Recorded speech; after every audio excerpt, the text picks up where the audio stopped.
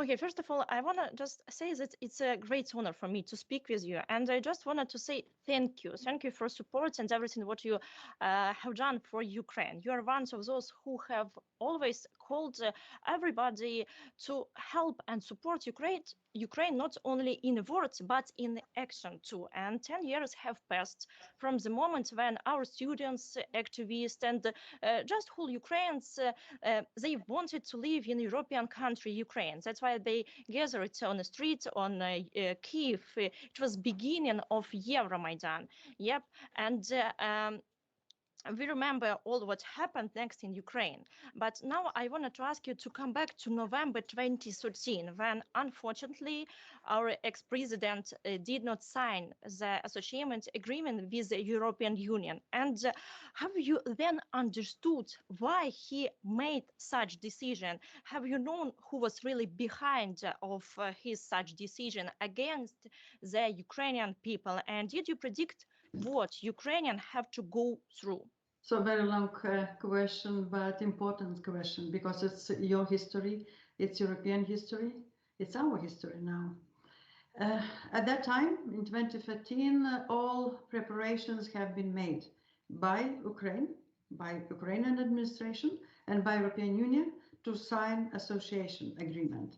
And during the summit in Vilnius, all of us, we were absolutely sure that this will happen. But then your president at that time came and said that he's not able to sign because it is very costly. Russia is threatening with economic sanctions. We said, okay, how much you need to be compensated? He said few billions.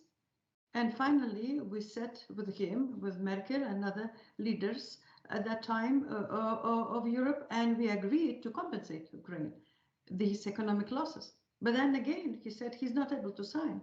We were absolutely surprised. And finally, just we have been together in corridor with Merkel only and him.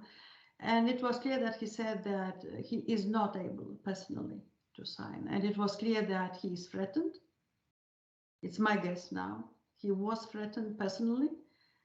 And probably, as we're seeing now from historic perspective, probably even threatened militarily to occupy Ukraine or parts of Ukraine. And then we saw what happens with Crimea. So at that moment, we understood that he is not signing and he personally not able to sign. Mm-hmm. During these 10 years, you have always been a supporter of our Euro and Atlantic integration. And how do you see we, Ukraine, our government have changed in your perspective during this time? And has the democratic world and Ukraine too done everything possible to prevent Russia's full-scale invasion of Ukraine?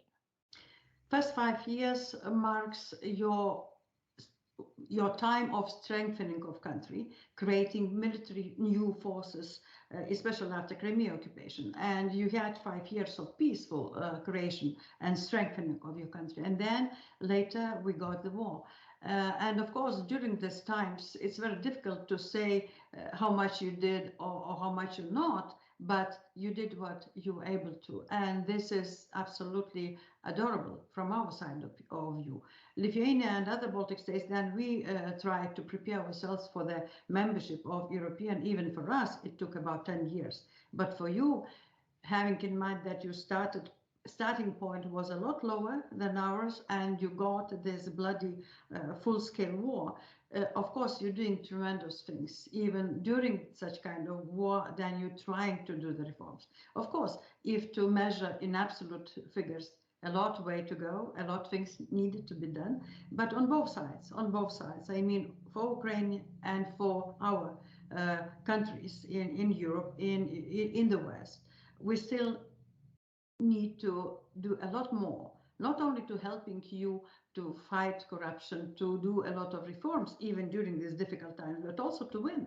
Because today, the democratic West is still thinking that they will buy time, sending only fraction of what you need, that you will manage to do everything else. And this is a mistake, and I'm very outspoken all the time.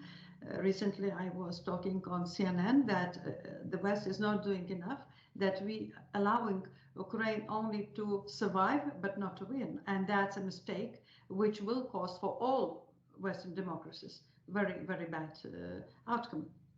You know, we are in such situation, we are at a full-scale war, yes, but at the same time, it doesn't stop us from implementing reform. And we are in such situation when, on one hand, there is a threat to the existence of whole country, but on the other, it's also a possibility to become a member of EU and NATO too.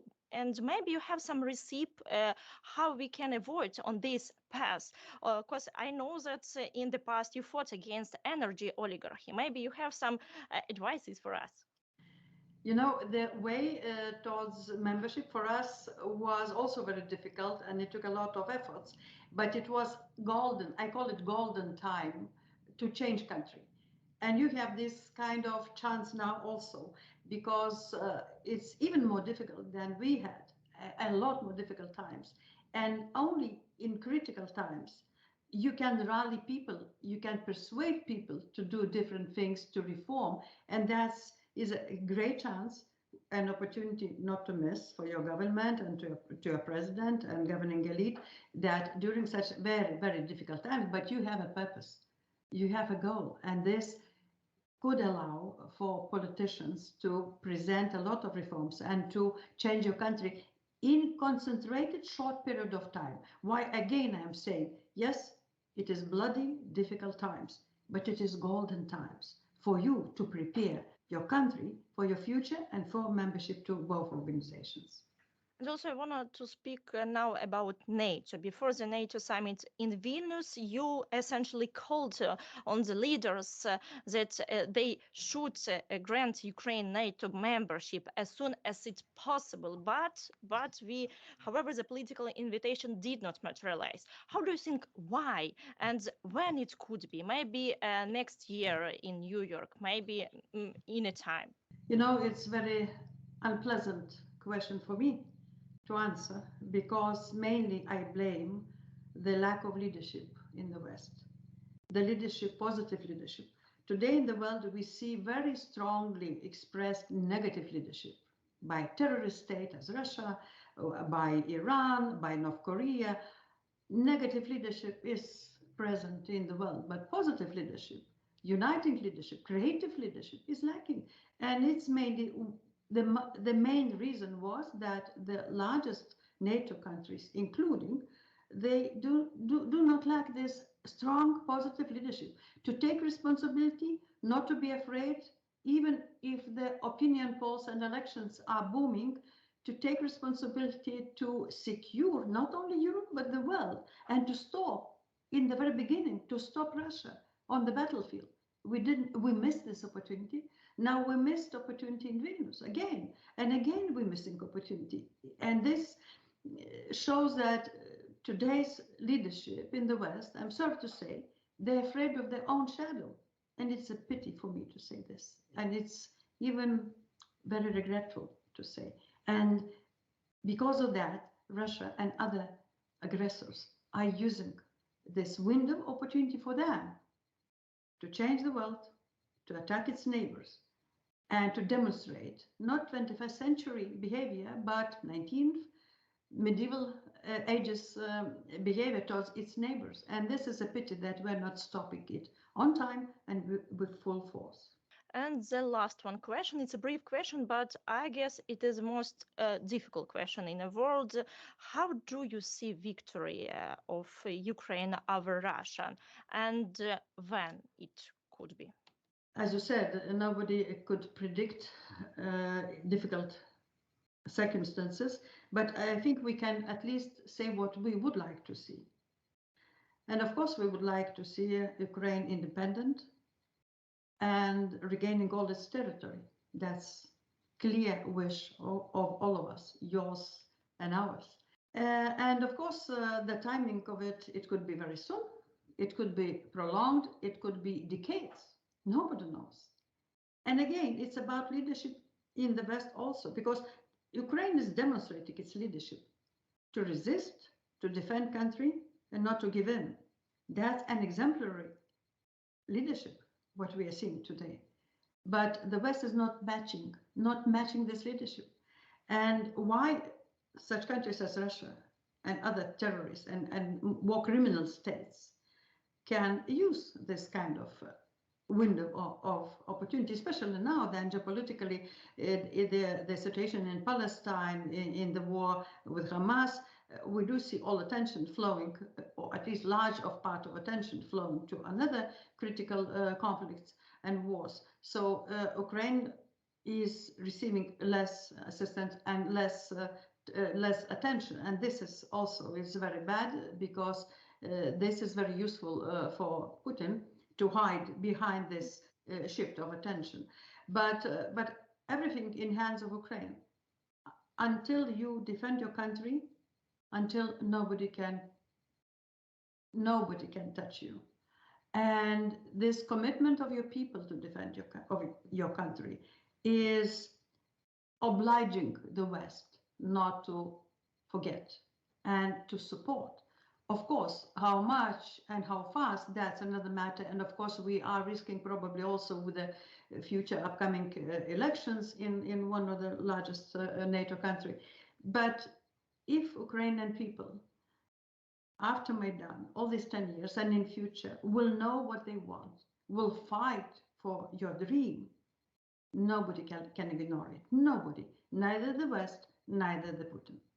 So now I know that we will fight and we will win, because we don't have other chance. Only fight and only win. Yes, it's everything in you. And for us, you are an example how you can shape your future, how you can create new country, and how glorious and how glorious your country is. But especially then we are seeing our late not efficient reaction towards your needs. This makes some of us, at least me, very uncomfortable, and I'm very pity that leadership in the West is so weak now, and is even under this kind of circumstances, with such kind of aggressive behavior, with such kind of geopolitical tensions and attack on structures of security in the world, still we are not having enough courage to go faster, to go with larger force against and to stop such kind of efforts. But anyway, Ukraine, with such a commitment of Ukrainian people, nobody can defeat you. And that's the largest example for the world, that no matter how large countries, no matter how strong countries, but no matter what enemy and how strong enemy is, that the willingness of people to defend their own country is unbeatable. And that's the best message for today's celebrations of Maidan. Thank you for this message. Thank you for this interview. And once again, thanks for you to support of us. It's so important for our people and for my country. Thank you. Слава Україні! Героям слава!